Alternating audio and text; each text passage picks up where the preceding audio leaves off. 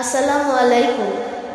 ৭২ ভাই, কবি শেখ নাসিরুদ্দিন, শিল্পী শেখ রাজিবুল ইসলাম।